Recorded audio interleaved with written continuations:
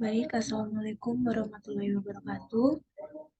Sebelumnya terima kasih kepada teman-teman yang sudah melihat video ini dan aktif selaku dosen yang mengajar dalam kelas kontrol biomedis TA2. Di sini saya akan mempresentasikan gimana ada ujian tengah semester, yaitu mengenai sistem kontrol otomatis untuk pengendalian level kadar glukosa dalam darah. Di sini sebelumnya saya akan memperkenalkan diri dulu. Perkenalkan, nama saya Andini Dwi Kartika Prameswari dengan NIM 061. Nah, kemudian di sini terdapat kasus di mana pada video dengan link di bawah ini terdapat sebuah kasus, yaitu sistem kontrol otomatis untuk pengendalian level kadar glukosa dalam darah. Nah, bagi penderita diabetes mellitus tipe 1 yang mengalami disfungsi pankreas sebagai penyedia insulin, dibutuhkan suatu pankreas buatan berupa pompa insulin yang akan menginjeksikan insulin saat kadar gula darah dalam meningkat atau mengurangi aliran insulin saat kadar gula darah dalam menurun. Untuk itu, sistem pompa insulin ini dilengkapi dengan sebuah PID controller untuk menjaga kadar glukosa dalam darah dengan menambah atau mengurangi injeksi aliran insulin dari pompa insulin. Oke, jadi di sini terdapat 3 point of information, di mana yang pertama, insulin sendiri itu hanya boleh diinjeksi dengan range 0 sampai 10 mg per menit. Kemudian untuk gula darah itu berada pada range 64 sampai 100.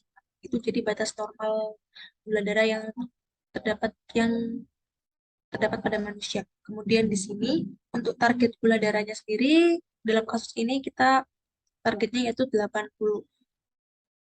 Kemudian untuk initial conditionnya, di mana untuk insulin injectionnya yaitu 3. Kemudian untuk disturbance atau meals sendiri itu makanan yang diasup itu sebesar 1000 dan blood glukosa levelnya itu 80. Baik, mungkin ini terdapat beberapa informasi saja. Kita langsung menuju pada simulasi MATLAB dan Simulink. Oke, yang pertama kita lihat dulu di editor atau command window-nya.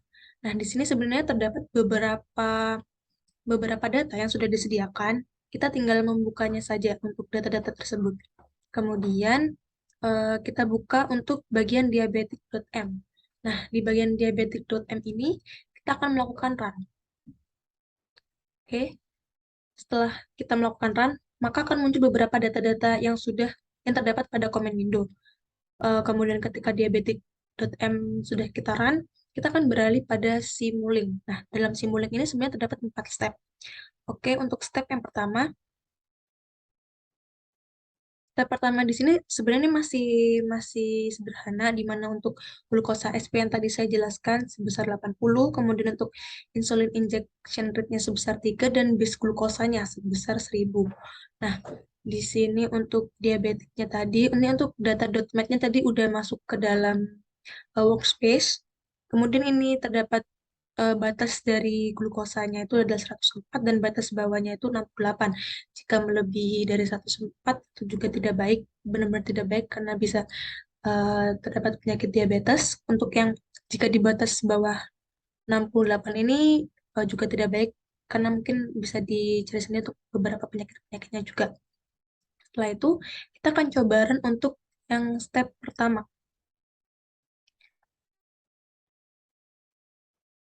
Oke, ini masih compiling.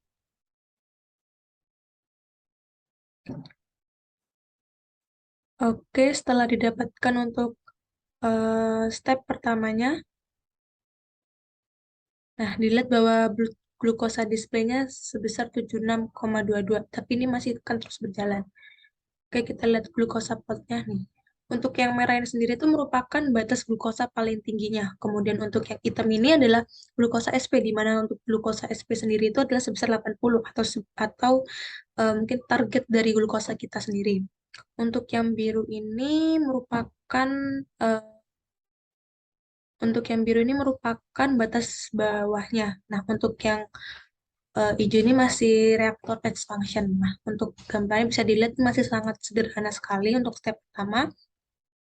Selanjutnya kita beralih untuk step kedua karena di sini masih benar-benar bagaimana kerja dari glukosa saja, belum ada untuk kontrol atau belum ada yang masuk dan yang lainnya.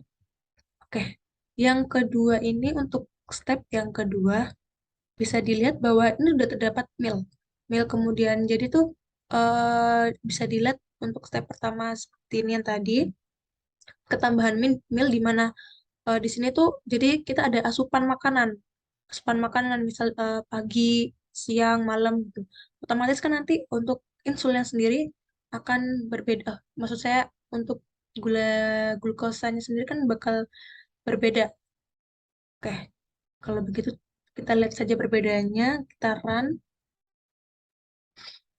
Nah, kita kemudian lihat untuk glukosa plotnya. Nah, ini sudah terlihat untuk glukosa plotnya di sini.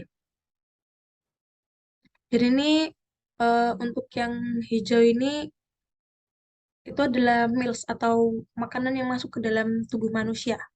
Tuh. Dan ini untuk hasil plotnya juga sama, di mana ini untuk insulinnya, kemudian glukosa digestionnya, kemudian ini untuk glukosanya. Tuh. Ini yang birunya adalah aliran darah, di mana ketika kita makan siang, jadi tuh darah kita tuh glukosanya tuh sempat tinggi, kemudian ada delay lagi untuk makan siang, delay lagi untuk makan malam, seperti itu. Kemudian kita berlanjut ke bagian step 3. Nah, di bagian step 3 ini sebenarnya udah cukup kompleks, di mana di sini juga ada PID atau controllernya. Jadi di dalam PID ini kita didapatkan nilai, ini masih bawaan ya, masih belum saya ubah sama sekali. Untuk proporsional sebesar 0, minus 0,5, untuk integral minus 0,1, dan derivatifnya sebesar 0. Nah, di sini tuh, jadi tuh PID di sini sebagai pengatur bagaimana untuk gerak glukosa yang terdapat dalam tubuh manusia. Seperti itu. Baik, saya run dulu. Nah, di sini udah blood glukosanya bergerak, tapi T-nya masih terus karena T di sini kan selama 24 jam. Oke, kita lihat glukosanya. Nah, di dalam glukosa plot sendiri ini untuk yang merah merupakan glukosa batas paling atas, kemudian untuk yang hitam ini merupakan target kita, target dalam glukosa kita. Oke, untuk yang biru ini adalah batas bawah. Nah, untuk yang hijau ini, jadi ini yang hijau ketika kita makan atau sarapan, maka glukosa kita naik gitu. Tapi di sini kan melewati batas atas, sehingga itu tidak baik karena itu masih jelek. Karena di sini yang diminta bagaimana sekiranya ketika glukosa SP ini tuh dapat terkontrol gitu, tidak melewati batas atas dan tidak melewati batas bawah. Nah, tapi untuk dalam kasus yang ketiga ini ternyata dia masih melewati batas atas dan batas bawah gitu. Oke, tadi kita lihat dulu untuk plotnya di sini. Ini plotnya juga sama. Oke. Nah, maka dari itu kita harus merubah untuk nilai dari PID-nya ini sendiri. Kemudian bagaimana sih cara merubah nilai PID? Jadi di dalam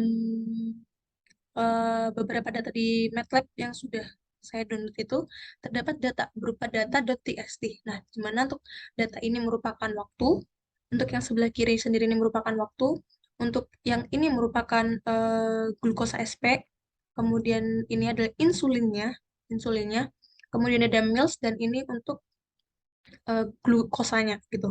Jadi untuk waktunya ini diibaratkan seperti selama 24 jam gitu. Nah, kemudian bagaimana sih kita mencari untuk nilai untuk PID-nya ini sendiri? Oke, di sini saya akan untuk data TXT yang tadi ini kita copy ke dalam bentuk Excel, dalam Excel. Nah, setelah diurutkan, di sini tuh saya mengambil patokan untuk,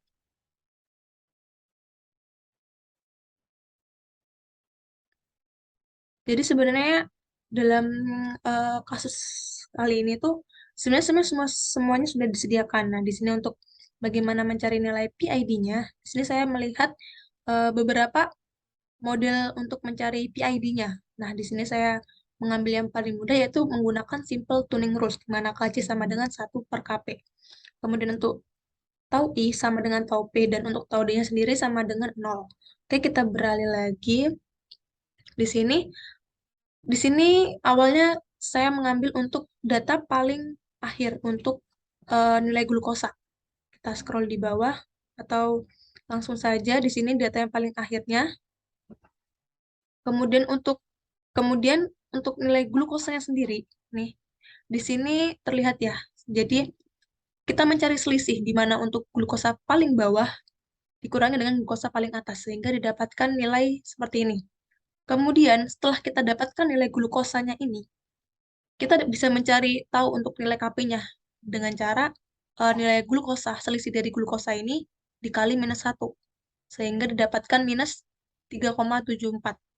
Nah, kemudian kita tulis untuk 0,632 ini merupakan time constant, di mana 63,2% eh, grafik akan mencapai titik paling atas gitu untuk time constant steady state-nya seperti itu.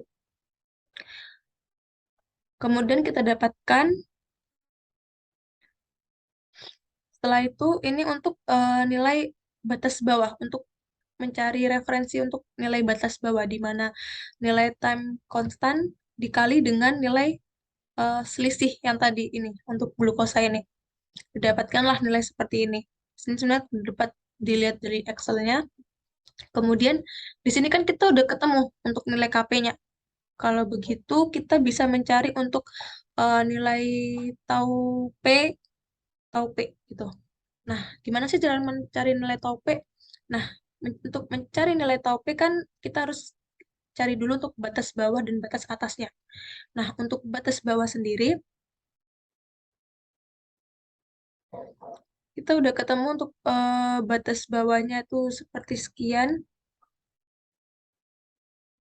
Nah, untuk batas atasnya itu merupakan batas bawah ditambah nilai pertama pada glukosa. Tuh. Nah, ini mungkin agak bingung gimana sih kok bisa untuk batas bawahnya seperti ini gitu. Jadi kita cari dulu untuk yang mendekati nilai 2,36.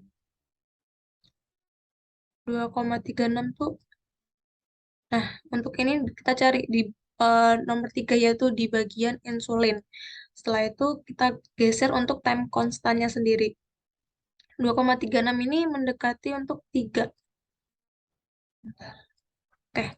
Kemudian untuk batas atasnya itu kita dapatkan nilai seperti ini, di mana untuk batas bawah ditambah dengan nilai pertama pada glukosa, sehingga didapatkan nilai ini. Kemudian, seperti yang kita ketahui pada rumus ini, bahwa tau I sama dengan tau P. Nah, sehingga tau I tambah sama dengan tau P sudah ketemu bahwa nilai batas nilai batas bawah dikurangi dengan nilai batas atas atau selisih. Sehingga kita ketahui nih bahwa untuk mencari nilai KI itu sama dengan KP per tau I. Sehingga untuk nilai tau I-nya sama dengan -4,25. Dan untuk nilai KD-nya kan karena KD itu sama dengan tau D dikalikan dengan KP. Sehingga nilainya itu sama dengan 0. Oke, kita udah ketemu nih untuk masing-masing nilai dari KP, KI, dan KD. Kemudian kita beralih ke bagian 3. Di bagian 3 ini kita ubah untuk D-nya sama dengan 0. Untuk KP-nya -37,4.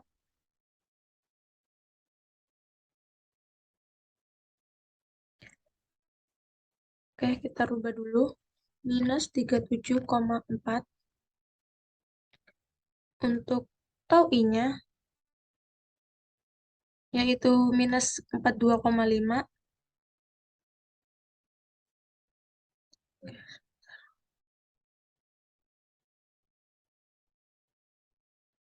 Minus Oke, minus 42,5 pakai titik ya.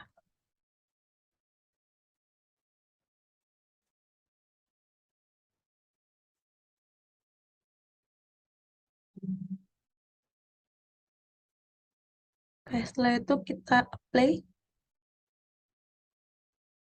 kita klik OK. Sekarang kita coba akan running lagi. Sini kita akan mencoba untuk running lagi.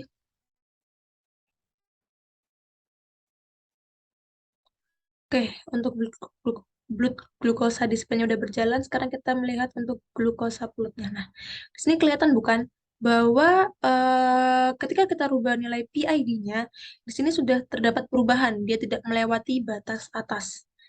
Nah, namun di sini masih terlihat bahwa masih terlihat untuk batas bawahnya masih melewati batas bawah sehingga untuk dari nilai dari PID-nya itu masih belum sepenuhnya benar. Nah, di sini kita beralih ke percobaan keempat, di mana di sini sudah terdapat MPC.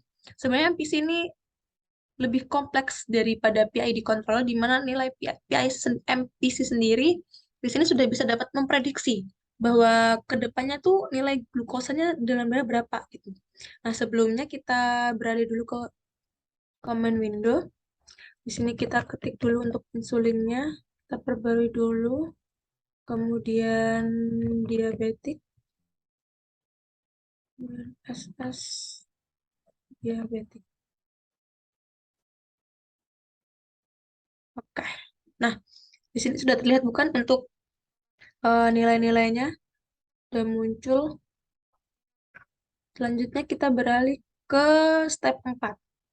Nah, untuk di step 4 ini untuk teman-teman dianjurkan untuk selalu connect dengan internet ya karena nantinya di sini akan terhubung dalam website APM tuh. Oke, kemudian kita run. Di sini masih compiling ya, kita tunggu. Untuk di step 4 ini memang lumayan lama, membutuhkan waktu yang lama.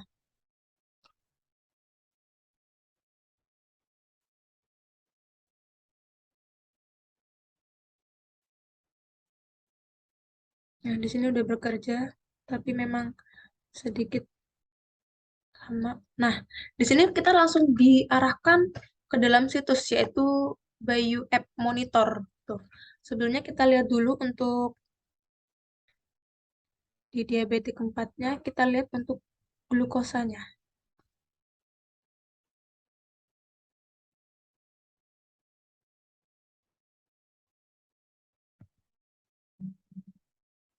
Oke, di sini udah terlihat ya untuk nilai glukosanya.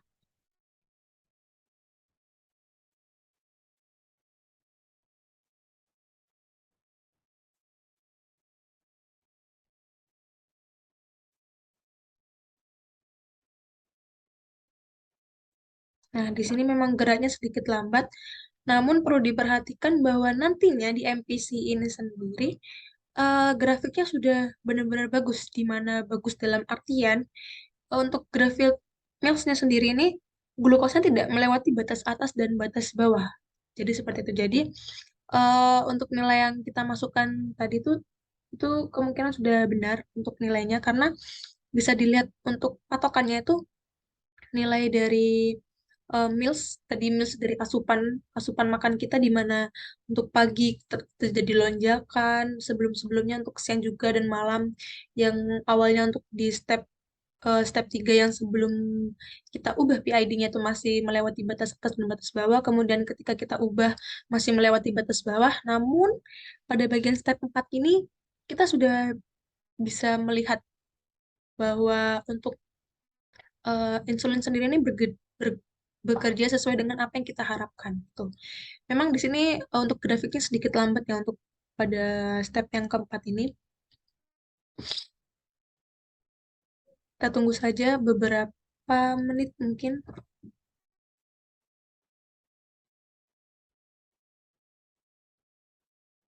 Oke. Nah, Ini udah terlihat bukan untuk jadi kan Mills untuk yang grafik itu sendiri merupakan blood glucose level di mana ketika kita makan pagi atau sarapan di sini eh, terjadi lonjakan gitu. Kemudian kita beri insulin agar lonjakan tersebut tidak terlalu naik terus gitu. Dan di sini pun juga sudah di dalam step 4 merupakan MPC ini sendiri pun sudah bekerja semaksimal mungkin apa yang sudah kita harapkan bekerja sesuai dengan apa yang kita harapkan gitu. Nah, kalau kita lihat dari rangkainya sendiri, di sini untuk MPC sendiri ini merupakan dalam rangkaian ini tuh sebenarnya kita hanya memiliki satu input, di mana untuk inputnya sendiri, yaitu untuk inputnya sendiri sebenarnya untuk makanan kita gitu. Di sini untuk makanan kita. Nah, kemudian untuk pengontrolnya sendiri itu adalah berupa insulin tadi gitu. Nah, ini. Jadi ini terdapat input. Oke, ini input. Kemudian di sini untuk glukosa display di mana glukosa SP-nya target kita adalah 80. Tapi ini masih terus bekerja. Kita akan melihat untuk akhirnya berapa dari glukosa SP-nya. Kemudian seperti ini adalah insulinnya. Ini adalah pengontrol kita gitu. Ini yang kita kontrol gitu. Insulin inilah yang kita kontrol untuk inputnya. Kita masuk dari MPC ini. Kita beralih lagi untuk melihat plot. Oke, ini. Nah, ini masih terus bekerja di mana nih? Sudah terlihat untuk grafik hijaunya tidak melebihi batas atas maupun batas bawah. Seperti itu. Kita tunggu sampai selesai.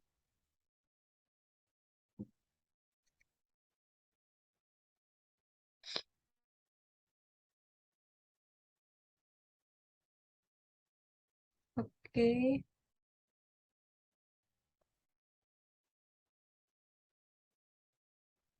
kita tunggu semua sampai selesai.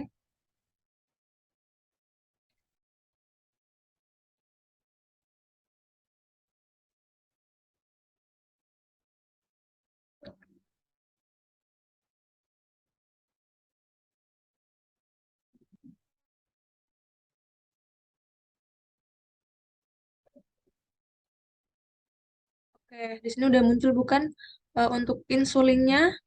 Di sini mengikuti untuk grafik dari glukosanya sendiri, di mana ketika sarapan, makan siang, dan makan malam, di sini juga akan diberi insulin.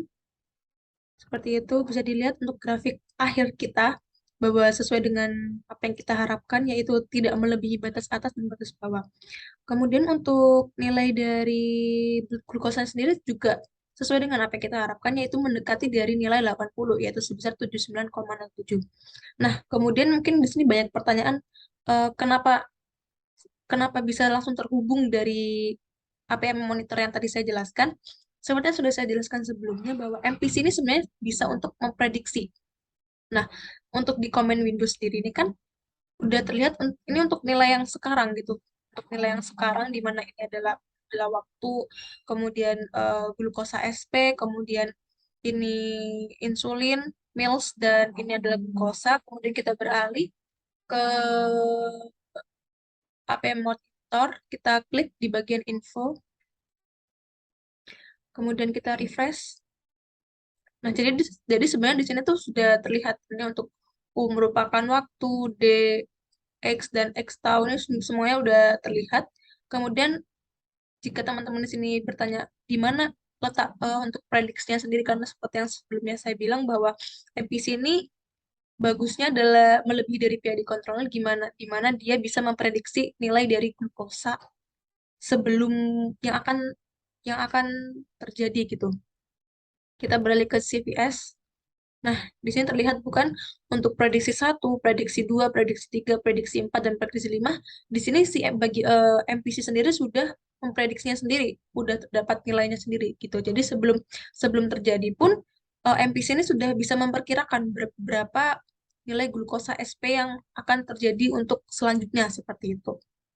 Kemudian untuk tugas selanjutnya sebenarnya di sini kita diminta untuk bagaimana sih untuk sistem matematik dari eh, orde-orde ini, di rangkaian-rangkaian ini gitu. Oke, untuk di bagian ini kita anggap kita sudah memenuhi sesuai dengan apa yang kita harapkan. Kita bisa close. Oke, kita no saja karena sebenarnya sudah saya save. Oke, kita tunggu dulu untuk beberapa saat.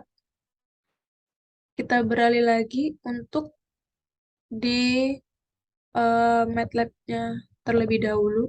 Karena di sini kita akan mencari untuk nilai dari secara matematis dari rangkaian tersebut ya, di mana ada step 1, step 2, step 3, step 4 seperti itu. Oke.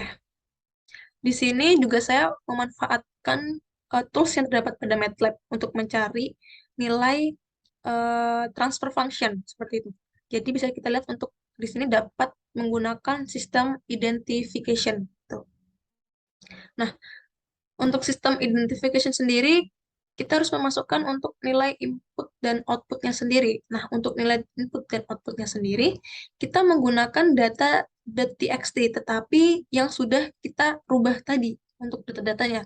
Jadi sebelumnya saya nggak menyimpan file yang tadi, tapi untuk teman-teman di sini menyimpan file yang tadi itu, kemudian untuk data.txt yang sudah didapatkan itu, kita copy lagi ke dalam ke dalam Excel. Setelah itu, kita akan pisahkan gitu. Untuk di sini, untuk yang J ini merupakan insulin, eh, mohon maaf, yang J ini merupakan jenis makanan, dan untuk K ini merupakan eh, K ini merupakan glukosanya sendiri. Tuh. Kita masuk ke workspace, kita tambahkan saja. Oke, di sini saya tambahkan terlebih dahulu. Saya beri nama data underscore input. Seperti itu. Oke.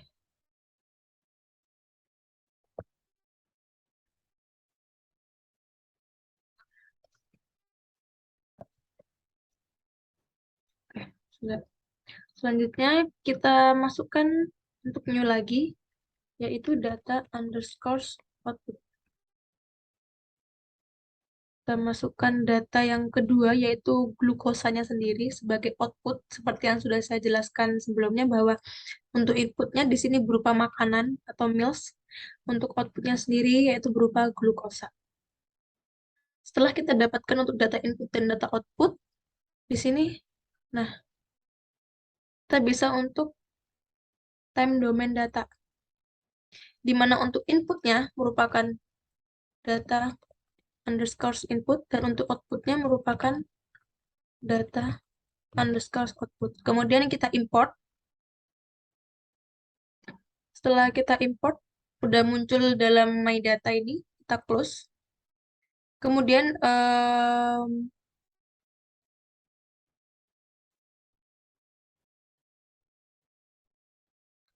di sini untuk my data sendiri kita pindah ke dalam data. Kemudian kita klik bagian transfer function models.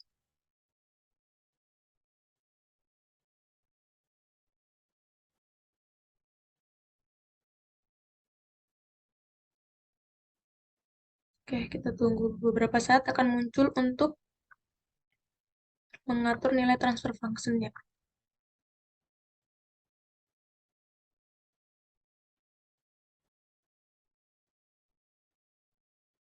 Oke, kita tentukan terlebih dahulu untuk pulse berapa. Di sini saya akan memakai pulse 3.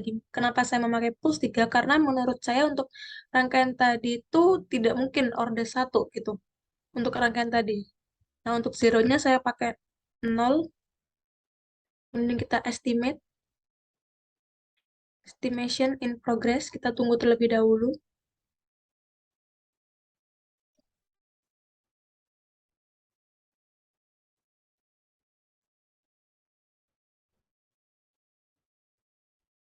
Tunggu beberapa saat, akan bekerja. Kemudian kita close. Nah, di sini udah muncul untuk transfer function satu. Kita klik 2 kali saja. Dengan begitu, untuk nilai dari transfer function sendiri, itu sudah muncul di mana untuk transfer function-nya sendiri yaitu 1,101 E pangkat minus 5 per S pangkat 3 ditambah 64,37 S pangkat 2 ditambah 25,2 S ditambah 4,646 E pangkat minus 7. Kemudian kita di sini juga bisa melihat untuk bagaimana sih model outputnya untuk plottingan sendiri.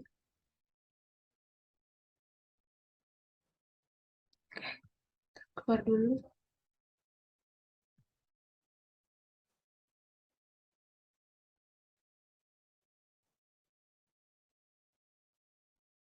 Kita lihat template-nya. Nah, di sini udah muncul untuk template-nya juga. Sama karena di sini untuk nilai output-nya di sini seperti sama yang tadi, di mana grafiknya juga sama persis seperti yang tadi. Oke, jadi dapat kita simpulkan bahwa untuk percobaan yang sudah saya lakukan ini merupakan percobaan yang bisa dibilang berhasil karena sesuai dengan apa yang kita inginkan dan untuk nilai dari transfer function sendiri bisa kita lihat. Oke, mungkin saya ulang kembali. Ini untuk nilai dari transfer function sendiri bisa kita lihat dalam kolom ini. Kemudian untuk grafiknya sendiri pun sudah sama seperti apa yang terdapat pada Simulink. Seperti itu. Jadi mungkin itu saja yang bisa saya sampaikan. Terima kasih sebelumnya untuk teman-teman yang sudah memperhatikan dan juga terima kasih sebelumnya kepada dosen pengajar kontrol biomedis TA2 yaitu Bapak Akif. Sekian dari saya, kurang lebihnya mohon maaf. Wabillahi taufiq wa hidayah. Wassalamualaikum warahmatullahi wabarakatuh.